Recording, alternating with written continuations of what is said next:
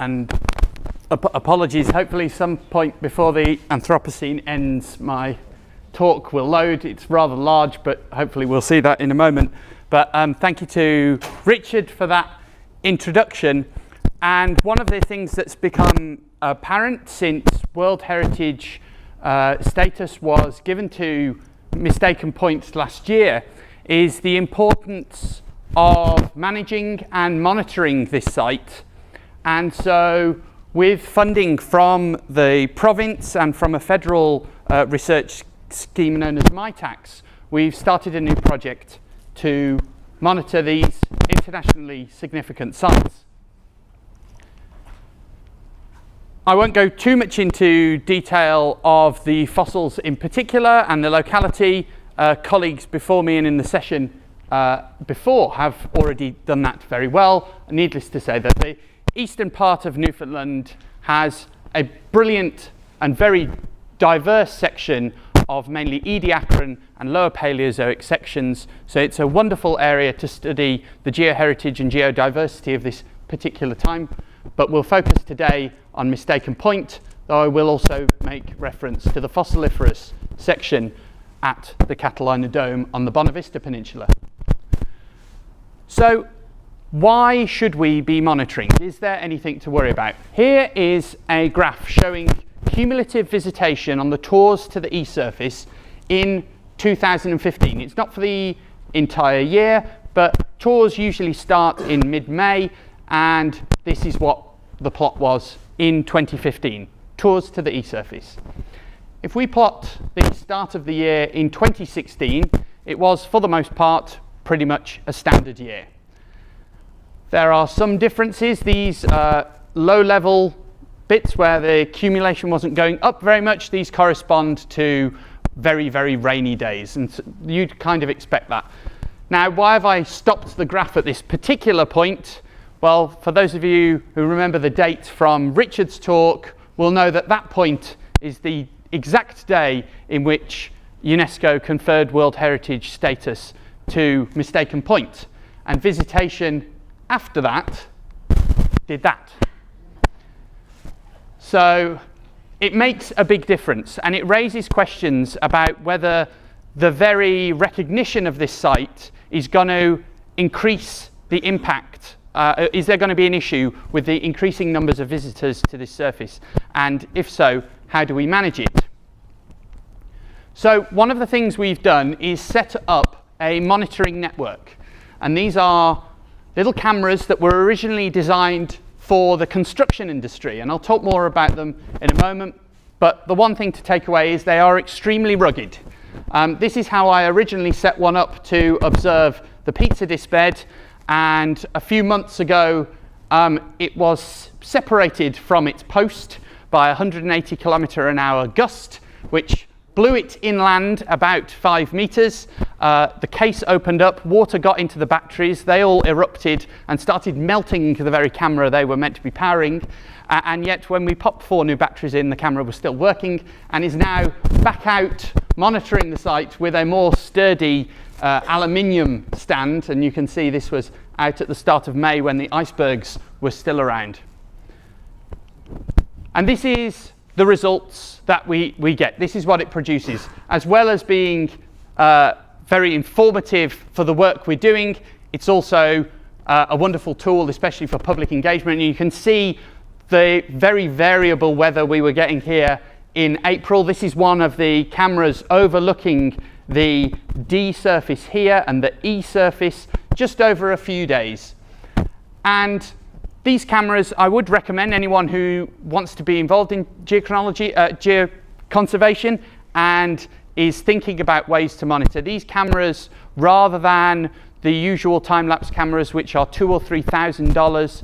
These cameras cost between $200 and $300 US each. You can set them in a number of ways. I usually have them taking a photograph every minute. And with a good set of batteries, they will last out there in the snow and the ice or in the heat, and they will last for up to 3 months. There's no way to remotely download that data, so every so often someone has to go out, change the batteries over, put in a new SD card, but they are very, very rugged and very cheap and an easy way to start monitoring the surface. And the benefit of this is that we can look to individual events by the minute, and day to day we can look at changes while we are doing other techniques. Some I'll talk about in a moment, and Richard's already shown the GPS data. Those can only be deployed really economically on an annual basis, but now we can look at individual events. So how do we use this data? So we take the individual stills from the video. It's a time-lapse camera, but it outputs a video file automatically for each day. And then we might take 2 from different days. Here's from the end of September and the start of October last year. And then we effectively have to play spot the difference. What has changed? And it's generally very difficult to do that by eye, especially when you have a data set of 1 image every minute. For now, we have nearly got an entire year's worth of data from 3 different cameras. So working with a colleague of mine, Dr. Jacqueline Salzer, who I did my undergraduate with, and she now works in volcanology, she used a technique known as digital image correlation to monitor the change of the lava dome of the Mount St. Helens volcano. And this piece of work that she presented last year pairs that data of the lava dome and the scree slope on the lava dome of Mount St. Helens with microseismic events. So we thought, what if we took the data from the geoconservation cameras and punched it into the same piece of software? And you get this, and what it outputs is the actual change, and the computer can recognize when a boulder has moved. And so here between this is comparing 2 images between the 25th of September and the 1st of October. And we have a lot of change here at the bottom of the slope. And we're looking down onto the E-surface, that Silacus corner that has been shown a lot this evening with the fractifusus and the Charnia discuses is just here. And those of you that have been to the site will know there's a stream down here. The interesting thing is on the 29th of September of 2016, there was 5 centimetres of rain. Half of September's rainfall fell in 1 day, and that's in this time bracket. And we know there's a stream here, so it's of no surprise that we had a lot of activity at the bottom of that slope there. So we know these slopes are unstable and they're falling down onto the surface. Now we do have some problems. Every time I change the batteries or put a new SD card in, I am unable to perfectly align where the camera is looking at. And so we have to sometimes do a correction every 3 months to bridge over that point where I have to change the batteries over. So it's not perfect. You can see here that this part of the fossil surface, which we know is stable, the computer has picked up as moving.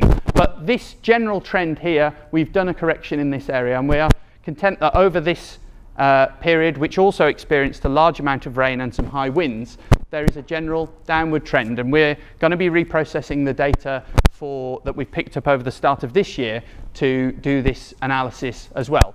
Well, why is this important? Richard's already talked about the significance of these slopes and why they need to be stabilized, but to cut a very long story short, this work has not been done, and there really needs to be some very strong convincing evidence, I think, before we can persuade some of the people in power, and I'm definitely not talking about Richard, that this is a really, really important job to preserve this site. So we will be using this data, hopefully, to inform the policymakers who are making the decisions about how this site is conserved.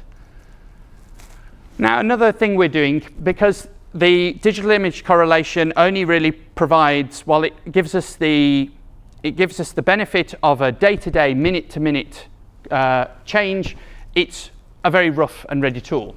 So working, and I'm indebted to Dr. Phil Manning and Bill Sellers, they've been coming out, and we've been doing an annual LiDAR scanning of some of the key surfaces, the D&E surface, the pizza disc bed, and other surfaces. So we do a LiDAR scan, and we're hoping, this was last year, tennis balls on the bottom of the tripod to protect the surface. And this is to monitor the scree slope again, but again to pick up any mass wastage that might be happening at the cliff edge into the sea. So we end up with this lovely model. This is the D surface. You can see the cracks that run across it and the very faint tectonic rippling here. This is the overlying cliff that then turns into a scree slope. And here's the turf edge, and you would walk down here and approach the surface here.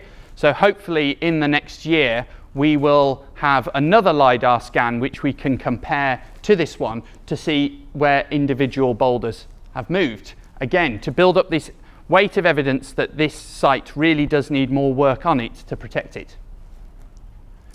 Now, what else might we need to do? Richard's already shown a photograph of me lying on the surface, rather creepily taking photographs of people's feet. This is the product of that. And once we have got an understanding of the natural processes that are affecting this surface, what we then want to do is better understand the human interaction that is going on with this surface. And as Tom Hearing pointed out to me earlier on today, it's probably quite apt that the geoconservation talks are in this session, because this is essentially neo-ichnology. And what we want to understand is, do our trace makers, in this case tours every day to the surface, do they have an impact on the very surface we are trying to conserve? And do putting little cloth booties on their feet, does that actually make a difference? So, like any good ichnologist, we propose a neo-ichnological experiment. And working with the wonderful laser scanning data that Emily Mitchell's been collecting, which is super, super high resolution, I have a favourite fractifusus on the E-surface, and Emily kindly scanned it for us last year. And using that, we are going to take a sample of the mistaken point formation, so we have the correct lithology, and we're going to take it from an area that's unfossiliferous, because obviously the last thing we want to do is hack off a chunk of this just to do the experiment to protect the very surface we're trying to. So we take a lump of unfossiliferous mistaken point formation and use the three-dimensional data from Emily's scan to engrave a fake fossil into that surface. The wonderful thing about that is we can replicate that many, many times. We just keep getting more rocks, and we can replicate the experiment on the very same fossil over and over again. But of course, we need a trace maker to do this experiment. And people may make grad students do many things, but I think it would be a bit rough to get them to constantly tread on a piece of rock for a very, very long time. So in steps the footwear industry with the Pedatron 3000. And this is from Sartre Industries, who are the premier international leaders in footwear testing. And if you were to design a new boot, you would send them a copy and they will test it to destruction. And they've designed this wonderful machine, and we've approached them as part of this project and said, I don't care what happens to the boot, I want to put a fossil underneath it and test the fossil to destruction. So we're currently going through the process of manufacturing our favourite fractifusus many times, and hopefully when that's done we'll be off to Northamptonshire to use the Pedatron to test, number one, what is the effect of a booted foot on the surface? Does it abrade away the surface? And again, we can take the boot off and we can put a Barmer bootie on and we can test again. Do these management policies have an actual effect on the surface? Now, I'm not prejudging the results. The results could be the Barmer booties are working great. The results could be that the Barmer booties are unnecessary and boots can walk on the surface all they like. Or it might be that both of them make no difference, and really you need to take people off the surface and use those alternative sites. We will see what happens, and hopefully we will get that data in the coming months. It won't end. So another aspect I wanted to talk about is geoconservation and the law. Geologists often talk about geology, and I know from going to the pub with them, often want to talk about politics, but we don't often talk about the law that actually affects our everyday work in the field. And this is a graphical representation of geoconservation law as it affects basically everything from tourism to active research in the province of Newfoundland and Labrador. So red boxes are government departments, blue boxes are pieces of legislation created by them, Green boxes are specific designations, and then white boxes are geographical areas that those designations are associated with. So we can see that for the Ediacaran fossils at Mistaken Point, you apply for a permit under the Fossil Ecological Reserve regulations from the Department of Fisheries and Land Resources. However, if you were to drive 200 kilometres north and look at exactly the same taxa in rocks of the same age with a very similar lithology, Ediacaran rocks in the Catalina Dome area, for some legislative reason that I have really no explanation for, you apply to the Department of Tourism, Culture, Industry and Innovation under the Historic Resources Act, because that site, rather than being an ecological reserve, is a significant paleontological site. This is, in my view, this is, in my view, an overcomplicated system that could be somewhat simplified. I realise not everything can be an ecological reserve, and I think we as geologists need to involve ourselves in that discussion. I should say the lines here in the boxes are what these various designations do, such as restrictions on collecting fossils, restrictions on collecting said samples, controls on development and things like that. And I don't just do this as a plucky Brit trying to tell the Canadians what's right and what's wrong, because if you were to go to an Ediacaran section in Britain, there are 4 different designations that sit on the Longmin site in Shropshire. They all have different aerial extents, whether it's the National Trust property and the rules that applies, or the Countryside and Rights of Way Act. It's a mess in Britain as well, and that's what a similar plot would look like. So, in conclusion, I would say that we as geologists and people who are researching these rocks need to make sure we actively engage not only with local communities, who are often the best guardians of these rocks. Indeed, in the United Kingdom, the best designation for a fossil site is a site of special scientific interest, and these are not regularly patrolled. Unlike the Mistaken Point Ecological Reserve, where there are eyes on the rocks all the time, these SSIs in the UK are not patrolled, and therefore community guardians are the first line of defence. So we need to be working with communities, but also with government, because it's only when the 3 groups work together that we will get that improved legislation that is needed, that we will educate people and provide the information that people need and that the media should be taking up, so that we're not comparing Mistaken Point with the Big Bang. That we will get the stronger local economies. These sites are important to local economies, and if it is not detrimental to the sites, we should let that geotourism industry develop.